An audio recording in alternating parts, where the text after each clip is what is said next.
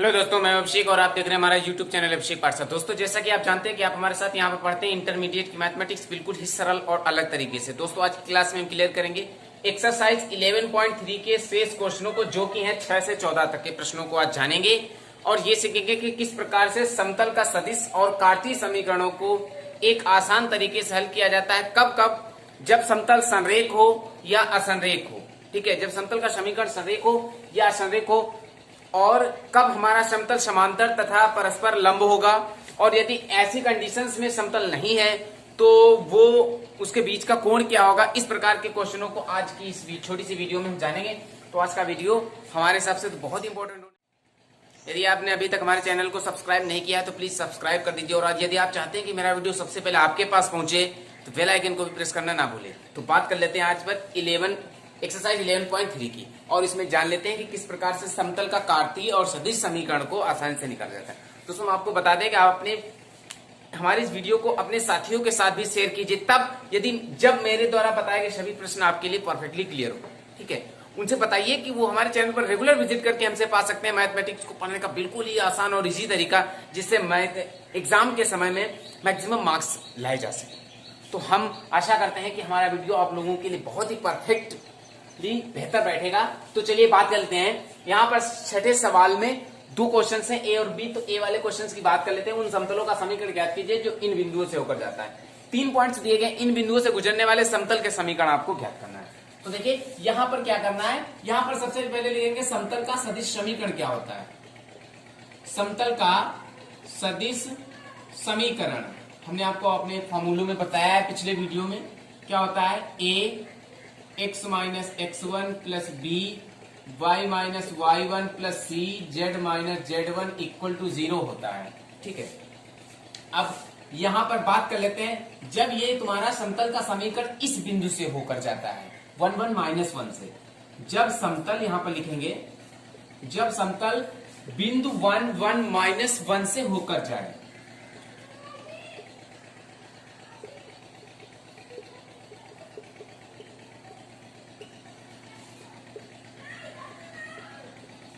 इससे होकर जाएगा तो क्या होगा देख लीजिए। यहाँ पे पुट कर देते हैं। ये जो 1 1 माइनस 1 दिया गया है, इसे x1 y1 और z1 मान करके इस समतल के समीकरण में रखेंगे तो ये बनेगा a x माइनस x1 होगा यहाँ पर 1 plus b, y minus y1 होगा 1 plus c, z minus z1 होगा -1, तो ये हो जाएगा +1 इक्वल टू 0। एक इक्वेशन बन जाएगी। इसके बाद में क्लियर कर लेते हैं क्या। अब इसी के आगे लिखेंगे कि जब समतल आपका बिंदु 6 4 और -5 से होकर जाता है, तो देखिए जो 6 4 और -5 है ये x y z की वैल्यू हो जाएंगी। इनको पुट कर देते हैं इसी क्वेश्चंस में। a x की वैल्यू होगी 6 माइनस 1 प्लस b, y की वैल्यू होगी 4 माइनस 1 प्लस c, z की वैल्यू होगी -5 प्लस 1 इक्वल टू 0। ये हो जाएगा 5a, ये होगा 3b और ये होगा -4c इक्वल टू 0। ये एक सेकेंड इक्वेशन बनेगी।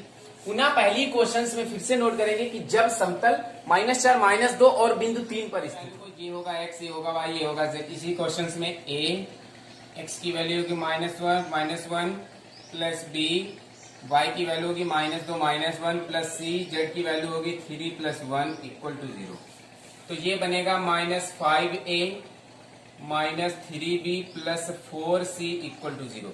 यदि इसका माइनस कॉमन लेते हैं तो ये बनेगा 5a plus 3b minus 4c equal to 0। ये आपका इक्वेशन नंबर होगा थर्ड। हम देख रहे हैं यहाँ पर कि जो सेकेंड इक्वेशन है और थर्ड इक्वेशन है वो बिल्कुल सेम कंडीशन की, दोनों एक जैसी हैं। तो यहाँ पर लिखेंगे, यहाँ समीकरण 2 तथा 3 एक ही रूप में है। 2 और 3 समीकरण जो हैं वो एक ही रूप में है, अतः जो इन बिंदुओं से समतलों के समीकरण होंगे वो अनंत होंगे। अतः समतल के समीकरण अनंत होंगे।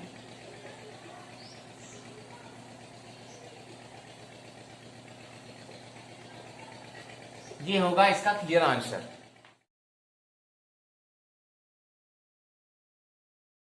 6 के बी पार्ट की, इसमें भी वही क्वेश्चंस क्लियर करना है। लिखेंगे यहाँ पर समतल का सदिश समीकरण। समतल का जो समीकरण होगा वो होगा a x minus x1 plus B, y minus y1 plus C, z minus z1 equal to 0। चलिए पॉइंट्स को पुट करते हैं। जब समतल 1 1 0 से होकर जाए,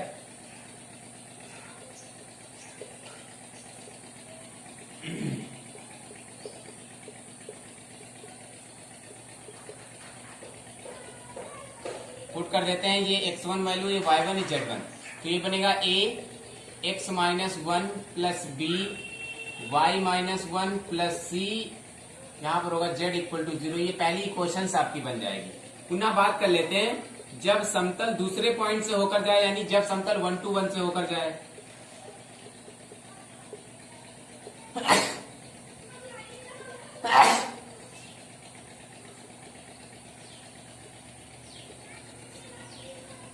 तब बात कर लेते हैं a वैल्यू पुट करेंगे 1 माइनस 1 प्लस बी, यहां पर होगा 2 minus 1 plus C equal to 0। ये होगा a into 0 plus B plus C equal to 0। ये सेकेंड इक्वेशन होगी। फिर से बात कर लेते हैं कब, जब समतल -2 2 और -1 से होकर जाए।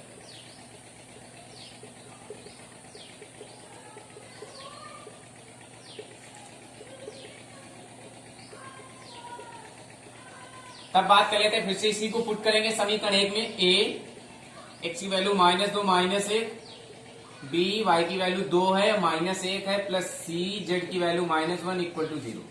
ये बनेगा -3a plus b minus C equal to 0। ये इक्वेशन होगी थर्ड। तो यहां पर देख रहे हैं पहली, दूसरी और तीसरी तीनों समीकरण अलग हैं। तो जब किसी भी समतल के तीनों समीकरण अलग होंगे तो वहां पर जो पॉइंट्स उसके दिए जाएंगे, ये जो पॉइंट दिए गए, ये असंरेख है, यानी इनसे गुजरने वाला समतल जो होगा संरेख नहीं है। ये तीनों पॉइंट्स आपके असंरेख हैं। और जब असंरेख है तो समतल का कार्तीय समीकरण का फॉर्मूला यूज करेंगे, उसके बाद हम समतल का समीकरण निकाल पाएंगे। यहाँ पर यूज करेंगे समतल का कार्तीय समीकरण। ये होगा समतल का कार्तीय समीकरण का फॉर्मूला। यहाँ पर अब हम अप्लाई करते हैं और पाते हैं कि उस समतल का समीकरण कैसे निकालेंगे जब उसके द्वारा दिए गए सभी बिंदु असंरेख हो, यानी संरेख ना हो। तो चलिए बात कर लेते हैं। यहाँ पर वैल्यू पुट करेंगे जो यहाँ पर x1 y1 z1 x2 y2 z2 x3 y3 z3 दिए गए हैं, वो ये जो पॉइंट्स आपके निरूपित किए गए, इनसे फॉर्मूले को रखने के बाद प्राप्त होगा। चलिए पुट करते हैं। x माइनस x1 की वैल्यू होगी 1, y माइनस y1 होगा यहाँ पर 1 और z माइनस z1 होगा 0। ठीक है, क्योंकि होंगे x1 y1 z1 x2 y2 z2 x3 y3 z3। Very simple. Put करते हैं x2 माइनस x1 यानी 1 माइनस 1। इसके बाद y2 माइनस y1 2 माइनस 1, यहां पर हो जाएगा 2 माइनस 1। और फिर है z2 माइनस z1 1 माइनस 0, ये हो जाएगा 1 माइनस 0। इसके बाद में x3 माइनस x1 तो -2 माइनस 1 हो जाएगा, -2 minus 1। y3 minus y1, y3 ये है, y1 ये 2 माइनस 1 हो जाएगा। और इसके बाद z3 माइनस 1 तो z3 माइनस 1 ये 0 है, तो -1 माइनस 0 इक्वल टू 0 हो जाएगा। इसके बाद में बात कर लेते हैं। देखिए इसे हम लिखेंगे मॉड x माइनस 1, यहाँ होगा 0, यहाँ होगा -1। ये होगा y माइनस 1, यहाँ होगा 1, यहाँ होगा 1। ये होगा z, ये होगा 1, ये होगा -1 इक्वल टू 0। अब इसे हम शारीरिक विधि से हल कर पाते हैं। x माइनस 1 लेंगे तो ये कॉलम बंद हो जाएगा, ये रो बंद हो जाएगी। ये होगा -1, बीच में माइनस लगता है, -1 हो जाएगा। क्लियर है। इसके बाद में -y माइनस 1 ले लेते हैं तो ये बंद हो जाएगी, ये बंद हो जाएगी। इसकी इससे मल्टीप्लाई कराएंगे तो ये होगा 0 और ये हो जाएगा प्लस का। इसके बाद में बात कर लेते हैं z वाले, तो ये कॉलम बंद होगा, ये रो बंद होगी। ये होगा 0 और माइनस बीच में लगता है, -3 है, प्लस के 3 हो जाएगा। 0 + 3 इक्वल टू 0। इसे हम लिखेंगे -2 इंटू x माइनस 1 और इसे लिखेंगे -3 इंटू y माइनस 1 प्लस ये हो जाएगा 3z इक्वल टू 0। इसे लिख सकते हैं -2x + 2 -3y + 3 plus 3z equal to 0 हो जाएगा ये। तो चलिए इसे सावधानी पूर्वक समतल का समीकरण लिखेंगे। -2x - 3y + 3z और ये हो जाएगा प्लस का 5 इक्वल टू 0। या हम इसे लिख सकते हैं क्या, माइनस कॉमन लेने के बाद 2x + 3y - 3z - 5 equal to 0। ये होगा उस समतल का समीकरण जो असंरेख बिंदुओं से होकर गुजरता है। 7 नंबर पे बात कर लेते हैं। समतल दिया गया है, उसके द्वारा काटे गए अंताखंडों को ज्ञात करना है। तो देखिए समतल का जो अंताखंड समीकरण होता है वो क्या होता है, समतल का अंतःखंड समीकरण। समतल का जो अंतःखंड समीकरण होता है वो होता है x upon A plus Y upon B plus Z upon C equal to 1। ये होता है समतल का अंतःखंड रूप समीकरण। तो देखिए इधर 1 है, इधर 5 है, तो इस पूरे हम समतल के समीकरण में 5 से भाग कर देंगे। ठीक है, चलिए 5 से भाग कर देते हैं। समतल के समीकरण से 2x plus Y minus Z equal to 5 दिया गया है। 5 से भाग करेंगे पूरे फलन में, तो ये 1 होगा। इसे हम क्या लिखेंगे, x अपान 5/2, ठीक है, plus y upon 5 plus z upon minus 5 equal to 1। अब हम इसकी इससे कंपेयरिंग करा देंगे। x upon a plus Y upon B plus Z upon c बराबर होगी। तो a की जो वैल्यू होगी वो होगी 5/2, b की जो वैल्यू होगी वो होगी 5 और c की जो वैल्यू होगी वो होगी -5। तो इसके जो अंताखंड होंगे वो होंगे 5/2 कामा 5 कामा -5, ये होंगे इसके अंताखंड।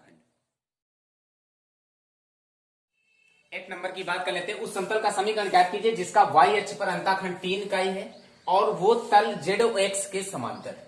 तो देखिए y अक्ष पर जो अंताखंड होगा वो सदैव b से लिखा जाएगा। हमने आपको अभी पिछले क्वेश्चन 7 नंबर में बताया है, y अक्ष पर जो अंताखंड होगा वो b से होगा, x वाला a कहलाता है और z अक्ष पर अंताखंड c कहलाता है। ठीक है, अब यहां पर जो तल दिया गया लिखेंगे, चूंकि समतल जो आपका है वो ZOX के समांतर है, इसलिए जो आपके यहां पर समतल का समीकरण बनेगा वो बनेगा y इक्वल टू बी, क्योंकि ZOX के समांतर है और यहां पर वैल्यू तो दी नहीं गई है Z और X की, इसलिए y इक्वल टू बी होगा। तो y equal to B, B की वैल्यू है 3, तो ये होगा अभीष्ट इस समतल का समीकरण।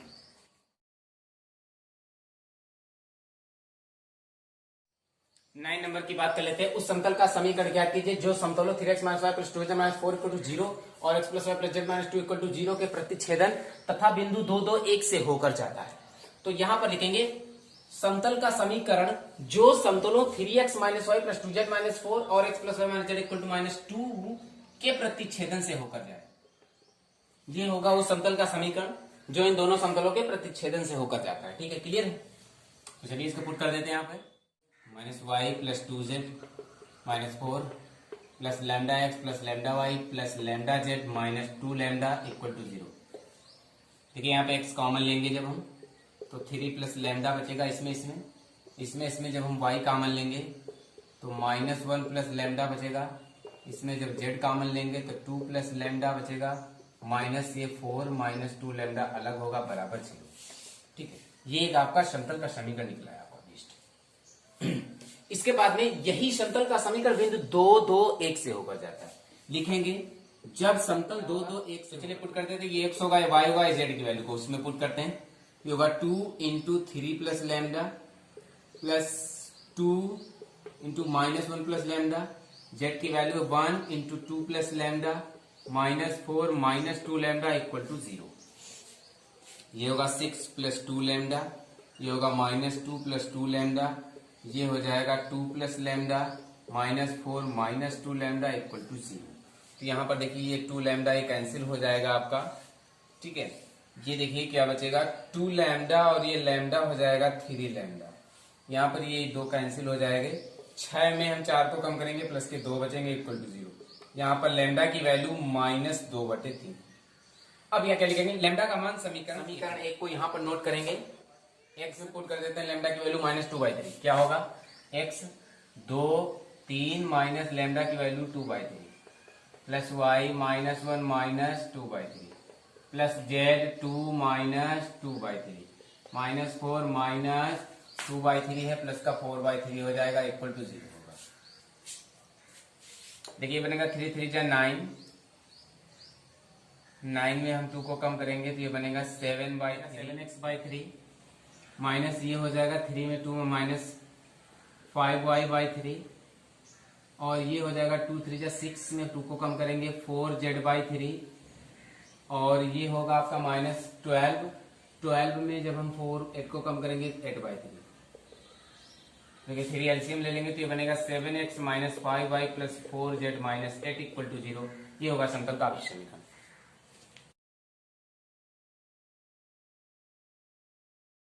नंबर की बात कर लेते हैं। उस समतल का सदिश समीकरण ज्ञात कीजिए जो समतलों आर वेक्टर इतने और इतने के प्रतिच्छेदन और एक 2 1 3 से होकर जाता है। तो देखिए जो दो समतल के जो समीकरण दिए गए उनके नोट कर लेते हैं। R vector into 2i cap plus 2j cap minus 3k cap equal to 7। इसकी कंपेयरिंग करेंगे are vector into n1 vector equal to d1 से। तो यहां पर n1 वेक्टर की वैल्यू होगी 2i cap 2j cap 3k cap और d1 की वैल्यू होगी 7। ठीक है, इसी प्रकार इस समीकरण को नोट करके कंपेयरिंग करेंगे are vector into 2i cap plus 5j cap plus 3k cap equal to 9। इसकी कंपेयरिंग करेंगे are vector into n2 vector equal to d2 से। तो n2 बराबर होगा 2i cap plus 5j cap plus 3k cap और d2 की value होगी 9। अब लगा देंगे समतल का समीकरण।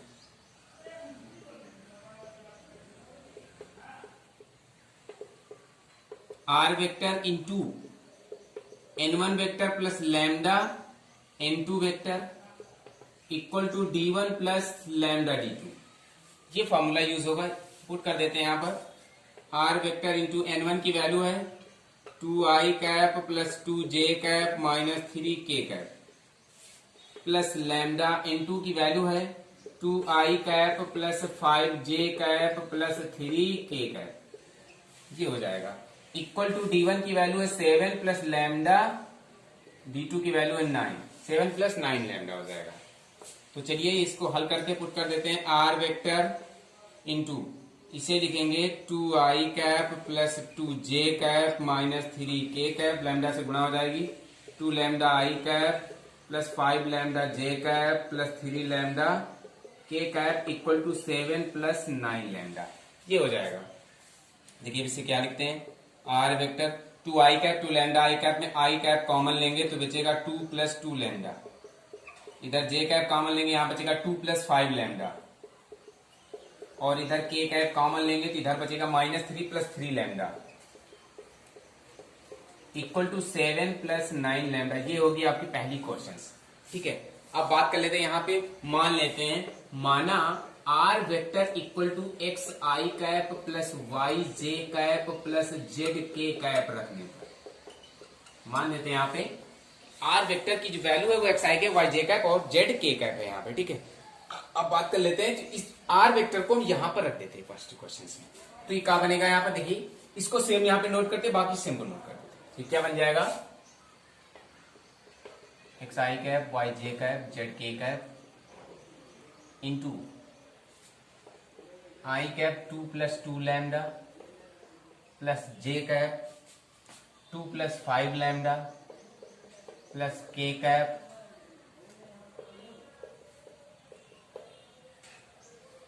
Equal to 7 plus 9 lambda. बात कर लेते हैं, चलिए एक्स आई कंपेयरिंग कर देते हैं। इसकी इससे कंपेयर करेंगे तो ये बचेगा X 2 plus 2 lambda plus Y 2 plus 5 lambda plus Z minus 3 plus 3 lambda equal to 7 plus 9 lambda. ठीक है, बात कर लेते हैं। अब ये जो समीकरण है वो पॉइंट 213 से होकर जाता है। लिखेंगे जब समतल 2 1 3 से होकर जाए तब क्या होगा, यहां पर पुट कर देंगे वैल्यू को। x की वैल्यू 2 होगी, y की z की है, पुट कर देते हैं यहाँ पे 2 into 2 plus 2 lambda plus y की वैल्यू 1 2 प्लस 5 लैम्डा, z की वैल्यू है 3 minus 3 plus 3 lambda equal to 7 plus 9 lambda. हल करेंगे, ये होगा 4, ये होगा 4 लैम्डा, ये होगा 2 प्लस 5 लैम्डा, ये होगा minus 9 plus 9 lambda equal to 7 plus 9 lambda. ये कैंसिल होगा, इधर होगा 4 लैम्डा 5 लैम्डा हो जाएगा 9 लैम्डा और ये आपका बनेगा क्या, 4 2 6 9 में 6 कम करेंगे 3 बचेंगे, 3 उधर ले जाएंगे प्लस के हो जाएंगे 10। लैम्डा की वैल्यू आएगी 10/9। अब इस हम लैम्डा की वैल्यू को समीकरण 1 में रखेंगे। लैम्डा का मान क्वेश्चन में रख देते हैं, ये बनेगा R vector into I cap 2 plus 2 lambda की वैल्यू है 10/9 तो ये हो जाएगा 20/9 प्लस जे कैप 2 प्लस ये हो जाएगा 50/9 प्लस के कैप इधर होगा -3 plus 3 lambda 30/9 equal to 7 plus 9 lambda की वैल्यू है 10/9, तो यहाँ पे केवल 10 बची, 9 कैंसिल हो जाएगा। आर वेक्टर इंटू ये हो जाएगा 9 दूनी 18 20 38 आई कैप बटे 9 प्लस 9 दूनी 18 और 18 50 हो जाएंगे 68 जे कैप बटे 9 प्लस 9 3 27 30 में 27 कम होगा 3 के कैप बटे 9 इक्वल टू यहाँ पर होगा 17।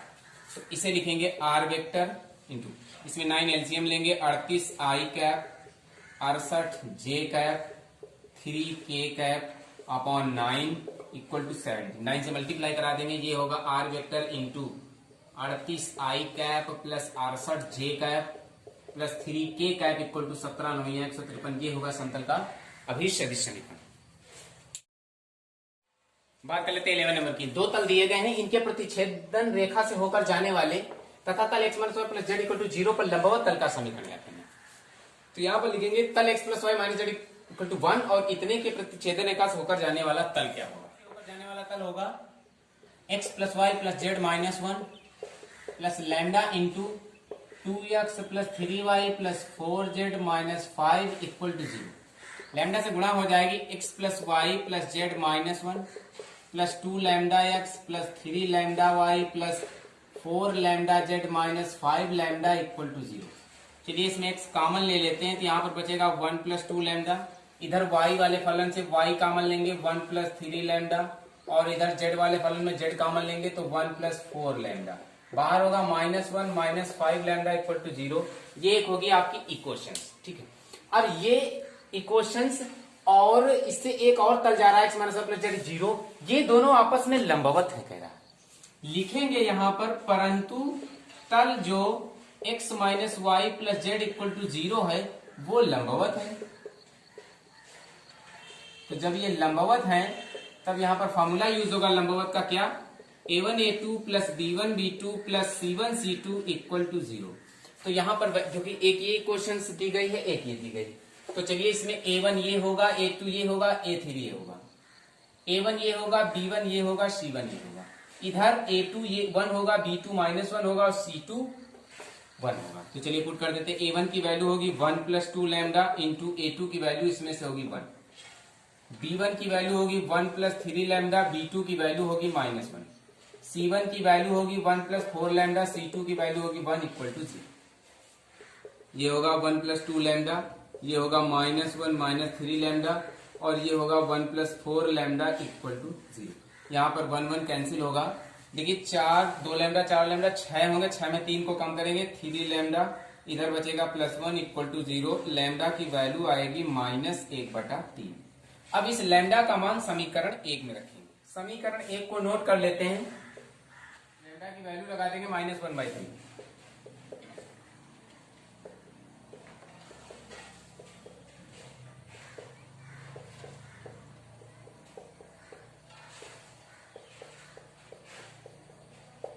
ये हो जाएगी, ठीक है, क्लियर है। ये होगा 3 3 में 2 जाएगा 1/3, ये हो जाएगा x/3, ये होगा 0 फलन और ये हो जाएगा -z/3 और ये तुम्हारा हो जाएगा इधर 3 प्लस के 2/3 इक्वल टू 0।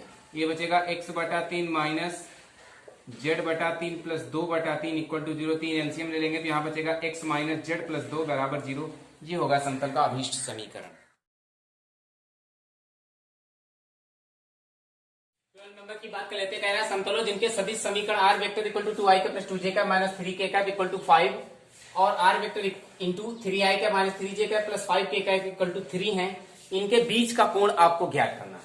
तो यहाँ पर दो समतल के जो सदिश समीकरण दिए गए इन्हें नोट करेंगे, जो है r vector into 2i cap plus 2j cap minus 3k cap equal to 5। इसकी कंपेयरिंग करेंगे are vector into n1 vector equal to d1 से।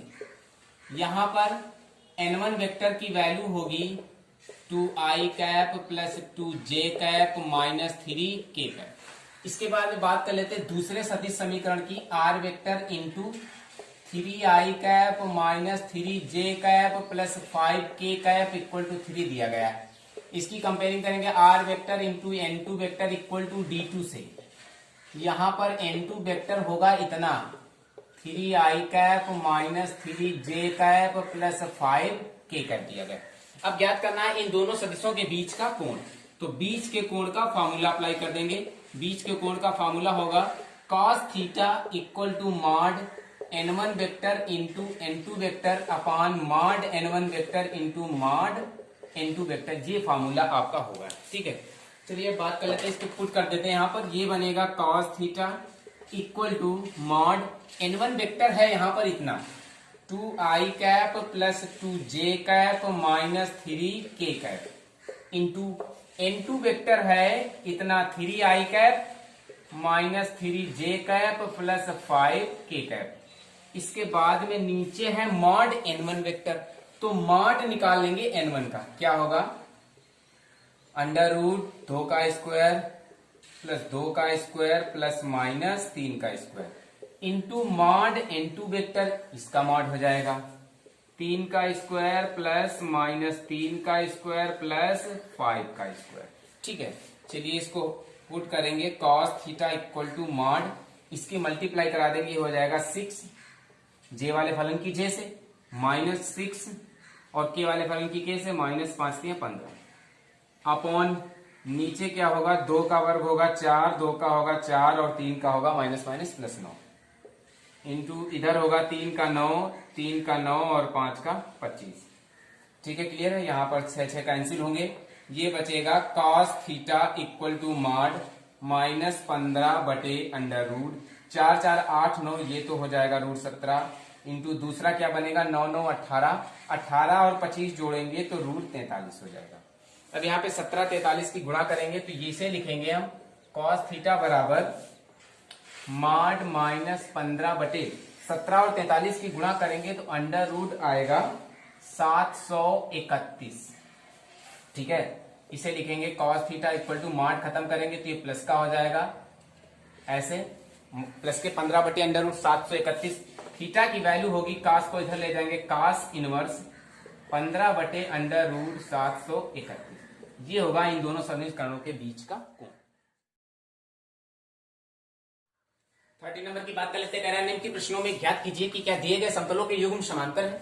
तो समतल दिए गए हैं, एक युग्म दिया गया है, कह रहा है समांतर है या लंबवत है। और उस स्थिति में कब, जब दोनों समतल न तो समांतर हो न ही लंबवत हो, तब उनके बीच का कोण क्या हो। तो चलिए यहाँ पे बात कर लेते हैं। दो समतल दिए गए, सबसे पहले इनकी कंपेयरिंग करेंगे। a1x plus b1y plus c1z plus d1 equal to 0 से। तो a1 की वैल्यू 7 होगी, b1 की वैल्यू 5 होगी, c1 की वैल्यू 6 होगी और d1 की वैल्यू 30 होगी।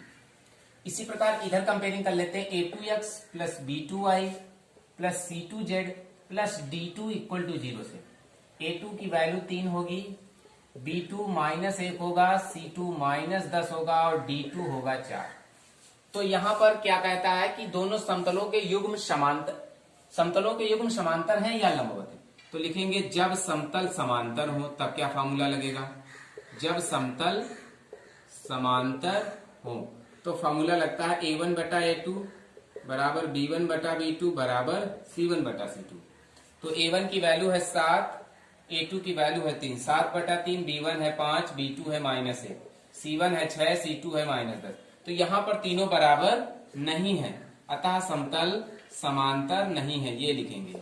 ठीक है, अब ये बात क्लियर हो गई कि समांतर समतल नहीं है। अब बात कर लेते हैं कि क्या ये समतल लंबवत है। तो फॉर्मूला लंबवत का लगा देंगे कब, जब समतल लंबवत हो।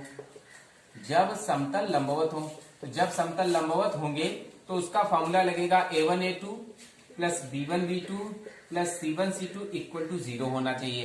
तो a1 की वैल्यू 7 है, a2 की 3 है, b1 की 5 है, b2 की माइनस 1 है, c1 की 6 है और c2 की माइनस 10 इक्वल टू 0। यहां होगा 21 माइनस 5 माइनस 60 इक्वल टू 0। तो ये होगा 60 5 65, 65 में 21 को घटाएंगे तो बचेगा माइनस 44 इक्वल टू 0। ये भी आपस में बराबर नहीं है, अतः समतल लंबवत भी नहीं है।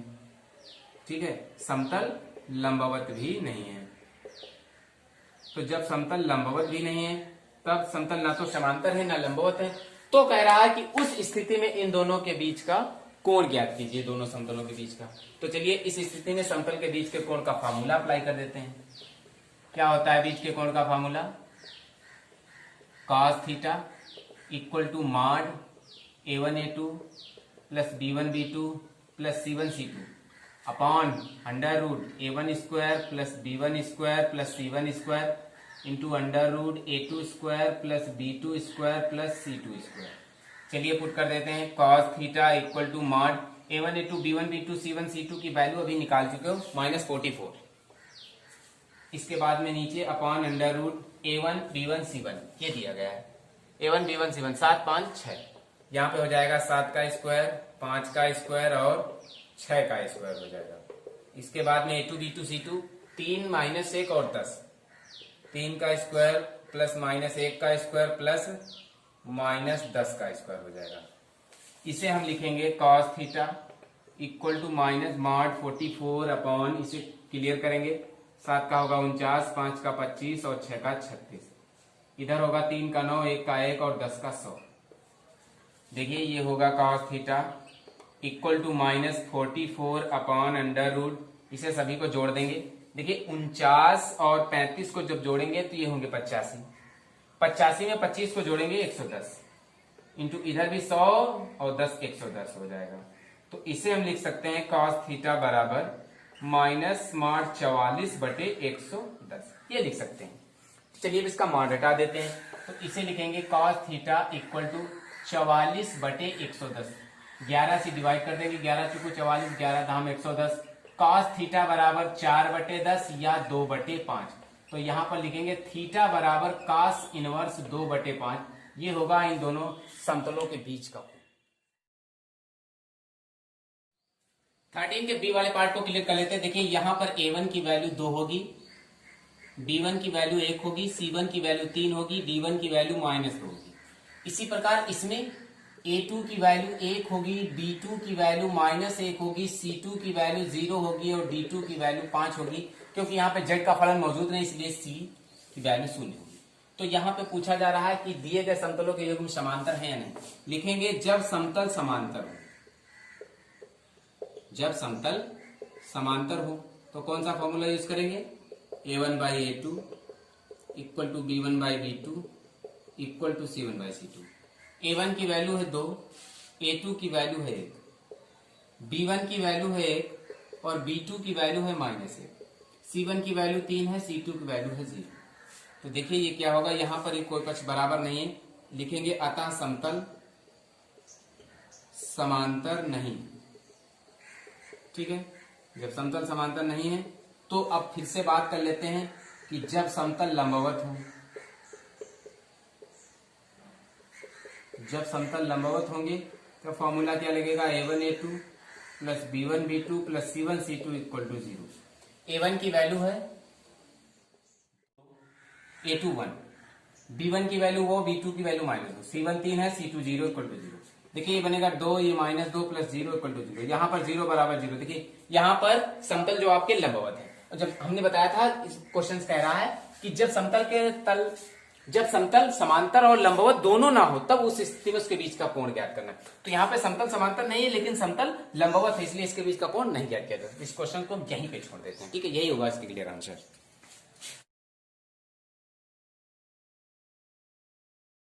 के सी पार्ट की बात कर लेते हैं, इसकी भी कंपेयरिंग करेंगे a1 b1 c1 d1 से। तो a1 की वैल्यू 2 होगी, b1 की -2 होगी, c1 की 4 होगी, क्योंकि हमें a1 b1 c1 की वैल्यू जरूरत पड़ती है, d1 d2 की नहीं। यहाँ पर a2 की वैल्यू 3 होगी, b2 की -3 होगी और c2 की होगी 6। निकाल लेंगे जब समतल समांतर हो। फिर से फॉर्मूला अप्लाई करेंगे, a1 by a2 b1 by b2 c1 by c2। a1 होगा 2, a2 होगा 3, b1 होगा -2, b2 होगा -3, c1 होगा 4, c2 होगा 6। इसे लिखेंगे 2/3, इसे भी लिख सकते हैं -1 प्लस 2/3 और इसे भी लिख सकते हैं 2/3। तो देखिए यहाँ पर a1 by a2 b1 by b2 c1 by c2 बराबर है, अतः जो समतल हैं आपके वो कैसे हैं? समांतर। ठीक है, समतल समांतर है। समांतर या लंबवत में किसी में से एक कोई क्लियर हो जाता तो उनके बीच का कोण नहीं निकाला जाएगा। ठीक है, तो क्लियर हुआ सी क्वेश्चन। इसी के डी वाले पार्ट की बात कर लेते हैं। 2x minus Y plus 3z, इसमें a1 की वैल्यू 2, b1 माइनस 1 और c1 3 होगा। यहाँ पर a2 की वैल्यू 2, b2 माइनस 1 और c2 भी 3 होगा। निकाल लीजिए कब, जब समतल समांतर हो। ठीक है, जब समतल समांतर हो तो a1 बाई a2 बराबर b1 बाई b2 बराबर c1 बाई c2। a1 2 है, a2 2 है, b1 minus 1 c1 minus 1, c1 3 c2 3। देखिए ये हल होगा, 1 आएगा, ये भी 1 आएगा और इसका भी 1 आएगा।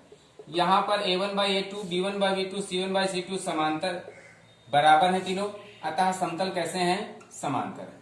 ठीक है, जब समांतर है तो इनके बीच का कोण नहीं करता। क्वेश्चन की बात कर लेते हैं नंबर वाले की। इसमें a1 की वैल्यू 4, b1 8, c1 1, a2 0 होगा, x मौजूद नहीं, b2 1 होगा, c2 भी 1 होगा। ये लगा देंगे यहाँ पर का, जब समतल समांतर हो। जब समतल समांतर होगा तो a1 बाई a2 बराबर b1 बाई b2 बराबर c1 बाई c2 होगा। क्लियर, चलिए पुट करेंगे वैल्यू को। a1 4 है, a2 0, b1 8 है, b2 1, c1 1 है, c2 1। देखिए यहाँ पे तीनों पचापच में बराबर नहीं है, अतः क्या लिखेंगे, अतः समतल समांतर नहीं है। क्लियर हुआ, जब समतल समांतर नहीं है तब ये क्लियर कर लेते हैं कि समतल लंब है। जब समतल लंबवत होंगे तो b2 b2 c2 c2 equal to 0 होगा। देखिए इसको पुट करने के बाद देखते हैं यहाँ पर 9 नॉट इक्वल टू 0, अतः समतल लंबवत नहीं, क्योंकि दोनों पक्ष इसके बराबर नहीं। जब समतल लंबवत भी नहीं है, समांतर भी नहीं है, तो उनके बीच के कोण का फॉर्मूला लगाएंगे। Mod a1 a2 plus b1 b2 plus c1 c2 upon under root a1 square plus b1 square plus c1 square into a2 square plus b2 square plus c2 square. ठीक है, ये होगा cos theta equal to a1 a2 b1 b2 c1 c2 की value आपने निकाली यहाँ पे 9 upon a1 a2 b1 b2 a1 square b1 square c1 square की वैल्यू को a1 4 है, b1 8 है, c1 1 है। ठीक है, इधर a2 b2 c2 a2 0 है, b2 1 है, c2 1 है। इसको हल करेंगे cos थीटा इक्वल टू 9, ये होगा 4 का वर्ग 16 होगा, 8 का 64 होगा, 1 का 1 होगा, प्लस इधर जो हमारा होगा 0 का इसको 1 का स्क्वायर 1 का स्क्वायर, तो यहाँ पर ये हो जाएगा 2। क्लियर है, इसे लिखेंगे cos theta equal to mod 9 बटे अंडर रूट, ये होगा 81 इंटू अंडर रूट 2। तो इसे लिखेंगे cos थीटा इक्वल टू 9 बटे 9 अंडर रूट 2, ये कैंसिल हो जाएगा। यहाँ पर बचेगा cos theta equal to 1 by root 2। तो ये जो आपका cos थीटा होगा ये cos 45 की वैल्यू होती है, तो ये कैंसिल हो जाएगा। cos यहाँ पर जो इसके बीच का कोण होगा वो 45 अंश होगा। चलिए 14 नंबर क्वेश्चन क्लियर कर लेते हैं। लास्ट क्वेश्चन इस एक्सरसाइज का।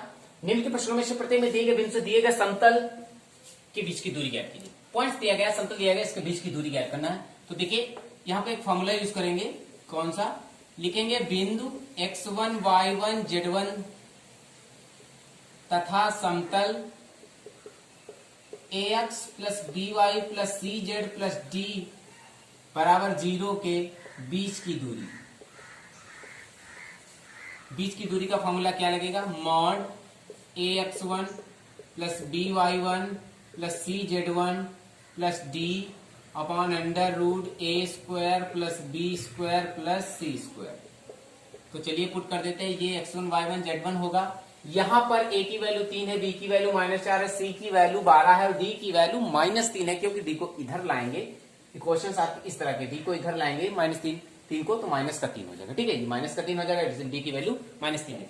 पुट करेंगे a की वैल्यू को 3, x1 0, b की वैल्यू 4, y1 0, c की वैल्यू है 12 और z1 0, d की वैल्यू -3 बटे अंडर रूट, यहाँ होगा 3 का स्क्वायर प्लस 4 का स्क्वायर और c है तुम्हारा 12 का स्क्वायर। तो देखिए ये दूरी बनेगी, ये 0 ये 0 ये 0, -3 बटे अंडर रूट, इसका स्क्वायर ओपन करेंगे, 9 प्लस 16 प्लस 12 का वर्ग 144।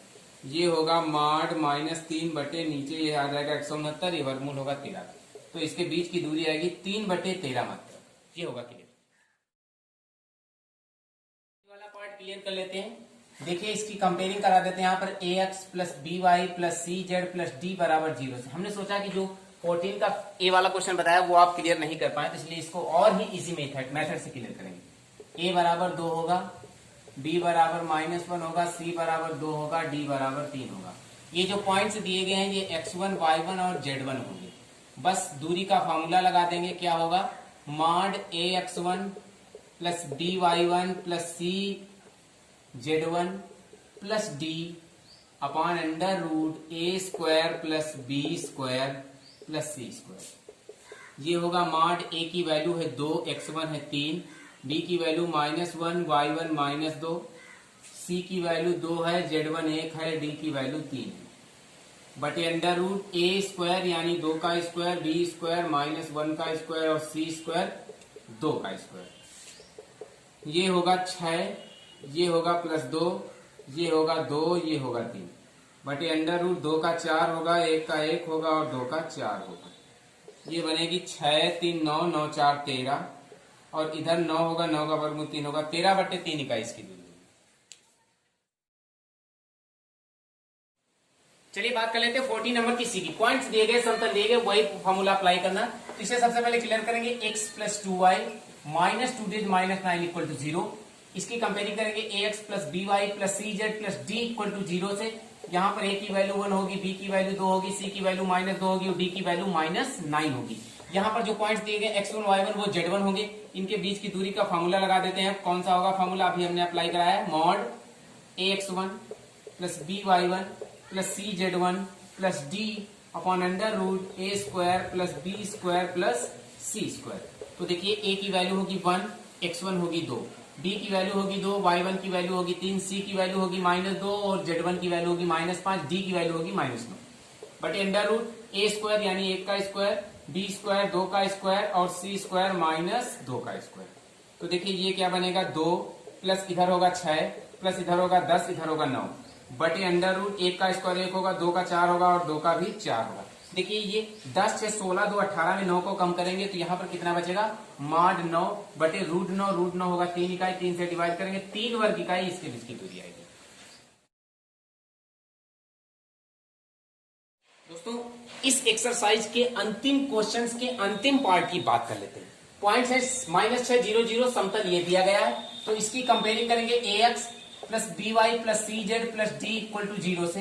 a की वैल्यू 2 होगी, b की वैल्यू -3 होगी, c की वैल्यू 6 होगी और d की वैल्यू -2 होगी। ये होगी x1 y1 और z1। दूरी का फॉर्मूला अप्लाई करेंगे, फिर से देख लेते हैं, ax1 + by1 + cz1 + d upon under root a square + b square + c square. तो चलिए क्लियर कर देते हैं। a की वैल्यू है 2, x1 की वैल्यू है -6, b की वैल्यू है -3 और y1 की वैल्यू है 0, c की वैल्यू है 6, z1 की वैल्यू है 0 और d की वैल्यू है -2 अपॉन अंडर रूट a की वैल्यू होगी 2 का स्क्वायर, b होगा -3 का स्क्वायर और c होगा 6 का स्क्वायर। तो देखिए ये बनेगा -12, ये 0 होंगे, ये होगा -2 बटे अंडर रूट 2 का 4 होगा, 3 का 9 होगा और 6 का 36 होगा। तो यहाँ पर होगा -14 बटे अंडर रूट, देखिए 36 4 40 9 49, ये हो जाएगी 7, ये बनेगा -14 बटे 49, 7 का वर्गमूल होगा। देखिए इसको जब हम मॉड से बाहर करेंगे तो 14/7, इसका आएगा आंसर 2 इकाई। ठीक है, इसके बीच की दूरी 2 इकाई। तो दोस्तों ये रही आज की क्लास, ये रहा आज का वीडियो। कैसे लगे हमारे क्वेश्चंस हमें कमेंट करके जरूर बताइएगा। आपको फिर मिलते हैं नई एक्सरसाइज में, और हम आपको बता दें कि आप यहाँ पर बहुत जल्द पढ़ने वाले हैं फिजिक्स की क्लास। इसी चैनल पर हम आपको देने वाले हैं फिजिक्स के क्वेश्चनों को, कुछ चुनिंदा और इंपॉर्टेंट टॉपिकों को लेकर के हम डिस्कस करेंगे। फिजिक्स को बिल्कुल ही आसान तरीके से कैसे हल किया जाता है, जिसको एक बार पढ़ने के बाद हम पक्का गारंटी के साथ कहते हैं कि आपको मेरे द्वारा बताए गए क्वेश्चंस परफेक्टली क्लियर आ जाएंगे और अब आप उन्हें कभी भी नहीं भूलेंगे, ये मेरा दावा है। ठीक है, तो हमारा ऐसा मानना है। तो ये रहे आज की क्लास, ये रहे आज के क्वेश्चंस। तो हमें कमेंट करके जल्दी जल्दी बताइएगा कि हमारे क्वेश्चंस कैसे लगते हैं, और यदि आप फिजिक्स के बारे में पढ़ना चाहते हैं तो हमें जल्दी से कमेंट करके बताइए कि किस लेसन के बारे में हम बताएं आपके, क्योंकि यहाँ पर कोविड-19 के प्रकोप से गवर्नमेंट ने कुछ लेसन्स को कम करने में लगभग 30% कोर्स को कम करने का डिसीजन ले रही है। तो हम ये देखते हैं कि यहाँ पर कौन से क्वेश्चंस कम होने वाले, कौन से लेसन्स कम होने वाले हैं, तो इनकी बात कर लेते हैं। तो हम आशा करेंगे कि हम उन्हीं क्वेश्चनों को फिजिक्स की क्लास में भी अब हम लेसन बाय लेसन नहीं पढ़ाएंगे। अभी केवल हम उन क्वेश्चनों को आपको देंगे जो बहुत ही इंपॉर्टेंट और सटीक बैठेंगे। ठीक है दोस्तों, तो आप हमें फॉलो करते रहिए, हम आपको देते रहेंगे इसी प्रकार स्टेप बाय स्टेप क्वेश्चनों को बिल्कुल ही आसान तरीके से पढ़ने का स्टार्ट होगा। दोस्तों आप हमें फॉलो करते रहेंगे, हम आपको देते रहेंगे इस प्रकार। Welcome to my YouTube channel Abhishek Pathshala. Thanks. यदि आपको मेरा वीडियो पसंद आया हो, मेरा लेक्चर पसंद आया हो, तो प्लीज़ मेरे चैनल को लाइक, सब्सक्राइब और अपने साथियों के साथ जरूर शेयर कीजिए। आप हमें फॉलो कर सकते हैं इंस्टाग्राम। Okay, thanks.